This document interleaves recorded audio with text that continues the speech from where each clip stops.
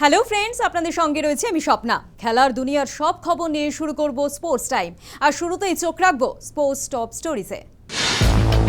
পতাকা উত্তোলনের মাধ্যমে মোহনবাগান দিবসের সূচনা। বৃহস্পতিবার মরণোত্তর বাগান রত্ন অঞ্জন মিত্রকে মোহনবাগান দিবসের শুভেচ্ছা বার্তা মুখ্যমন্ত্রী। এমবাপ্পেদের নতুন কোচ নিয়োগ, দায়িত্ব তুলে দেওয়া হলো জিদানের হাতে। ইটালির কোচের পদে রবার্টো মানচিনি।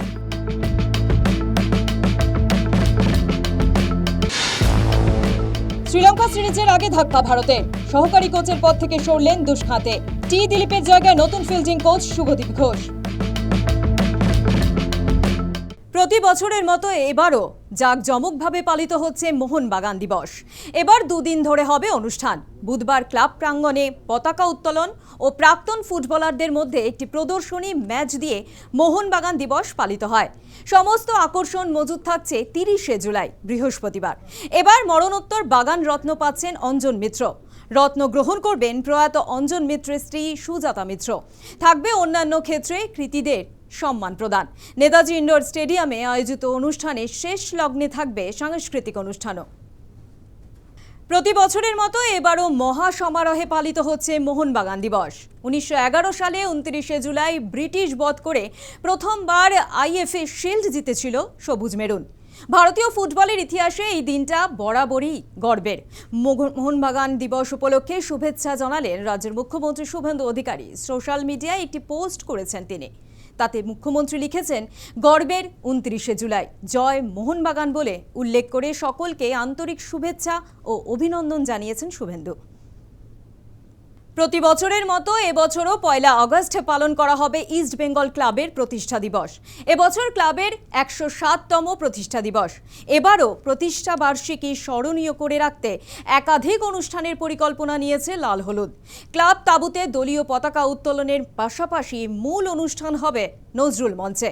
এবার ভারত গৌরব সম্মান দেওয়া হচ্ছে চিকিৎসক সঞ্জীব সান্যাল ও সুরকার গীতি গায়ক প্রীতম চক্রবর্তীকে।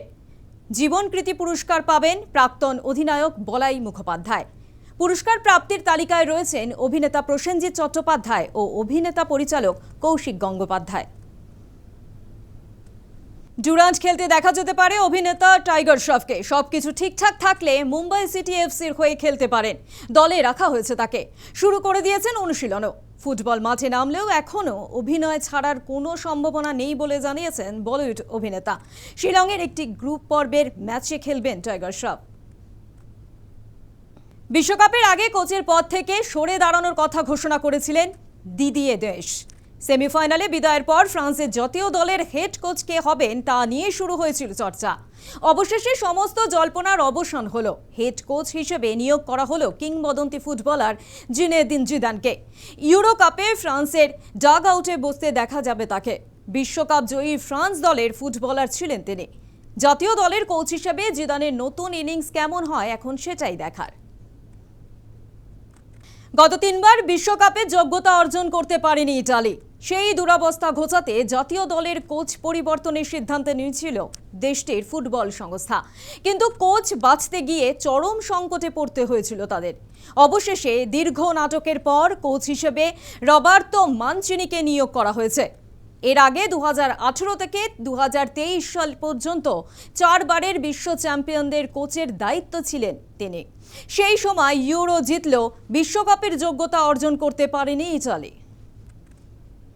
2026 বিশ্বকাপে রেফারিং থেকে শুরু করে একাধিক বিতর্ক তারা করেছে। আর প্রতিটি ক্ষেত্রেই নিশানা করা হয়েছিল ফিফাকে। অবশেষে এ নিয়ে মুখ খুললেন ফিফা প্রেসিডেন্ট জিয়ান্নি ইনফান্তিনো। স্পষ্ট জানিয়েছেন, সমালোচনায় বিশ্বকাপ নিয়ে স্রেফ বিদেশ আর মিথ্যে গল্প ছড়িয়েছেন। ফিফা প্রেসিডেন্টের দাবি, বিশ্বকাপে কোনো হিংসাত্মক ঘটনা ঘটেনি। রেফারিং নিয়ে যে অভিযোগ উঠেছিল তা খারিজ করে দিয়েছেন ক্লিনচিট। 2026 বিশ্বকাপে ফুটবল প্রেমীদের মন জয় করে নিয়েছিল কেপ ভার্দে। গোলকিপার ভোজিনহার প্রশংসায় পঞ্চমুখ সকলে। এবার দেশটির মুকুটে আরও একটি পালক যুক্ত হলো। বিশ্বকাপে সেরা গোলের তকমা পেল কেপ ভার্দের সিডনি লোপেজ কাব্রালের গোল। রাউন্ড 32 ম্যাচে আর্জেন্টিনার বিরুদ্ধে গোলটি করেছিলেন। ম্যাচের 103 মিনিটে গোলটি করে সমতা ফিরিয়েছিলেন কাব্রাল। যদিও শেষ পর্যন্ত ম্যাচটির 3-2 ব্যবধানে হেরে বিশ্বকাপ থেকে ছুটি হয়ে গিয়েছিল কেপ ভার্দের। অগাস্ট মাসে টেস্ট খেলতে শ্রীলঙ্কা সফরে যাচ্ছে ভারতীয় ক্রিকেট দল। ইতিমধ্যে টেস্ট সিরিজের জন্য দল ঘোষণা করা হয়েছে। তারই মধ্যে জোর ধাক্কা, সহকারী কোচের পদ থেকে সরে দাঁড়ালেন রায়ান টেন দুষ্খাতে। চলতি জুলাই মাস পর্যন্ত ছিল চুক্তির মেয়াদ। আয়ারল্যান্ড ও ইংল্যান্ড সফরের সময় চুক্তির পুনর্নবীকরণ না করার কথা জানিয়েছিলেন গৌতম গম্ভীরের সহকারী। পরিবারকে সময় দেওয়ার জন্য এই সিদ্ধান্ত বলে জানিয়েছেন দুষ্খাতে। বড়সড় পরিবর্তন আসছে টিম ইন্ডিয়ার কোচিং দলে। ইতিমধ্যেই সহকারী কোচের পদ থেকে সরে দাঁড়িয়েছেন রায়ান টেন দুষ্খাতে। ফিল্ডিং কোচটি দিলীপের সঙ্গে চুক্তির মেয়াদ না বাড়ানোর সিদ্ধান্ত নিল বিসিসিআই। সেই জায়গায় আসছেন শুভদীপ ঘোষ। বেশ কয়েক বছর জাতীয় ক্রিকেট একাডেমি ও আইপিএলে কোচিং করিয়েছেন তিনি। এবার গম্ভীরের সঙ্গে কাজ করবেন 57 বছর বয়সী আসামের প্রাক্তন ক্রিকেটার। ইংল্যান্ডের ক্লাব ক্রিকেটের আউটকে ঘিরে প্রতারণার অভিযোগে তোলপাড়। অভিযোগ, এক স্লিপ ফিল্ডার ব্যাটে বল লাগার শব্দ নকল করতে আঙুলের ক্লিক শব্দ করেছিলেন, যার পর ব্যাটারকে আউট দিয়েছেন আম্পায়ার। ঘটনাটি ঘটেছে নর্থ ইয়র্কশায়ার এবং সাউথ ডারহাম ক্রিকেট লিগের দ্বিতীয় ডিভিশন ম্যাচে। ঘটনার একটি ভিডিও সোশ্যাল মিডিয়ায় হয়েছে ভাইরাল। তাতে দেখা গেছে বলটি ব্যাটের বাইরের প্রান্ত দিয়ে যাওয়ার সময় স্লিপে থাকা এক ফিল্ডার আঙুল দিয়ে শব্দ করার মতো অঙ্গভঙ্গি করছেন। এরপর উইকেট কিপার বলটি ধরে আউটের আবেদন করলে আউট দেন আম্পায়ার। কমনওয়েলথ গেমসে ভারতের দাপট অব্যাহত। একদিনে জোড়া সাফল্য ভারতীয় অ্যাথলেটিক্সের। 10,000 মিটারে রূপো এনে দিলেন গুলবীর সিং। এই প্রথমবার এই ইভেন্টে পদক জিতলেন কোনো ভারতীয়। পদকটি দেশকে উৎসর্গ করেছেন তিনি। অন্যদিকে 69 কেজি বিভাগে ভারোত্তোলনে রূপো জিতলেন হরজিন্দর কৌর। বার্মিংহ্যাম কমনওয়েলথ গেমসে ব্রোঞ্জ পেয়েছিলেন তিনি। পদক তালিকায় ভারত এখন রয়েছে 9ম স্থানে।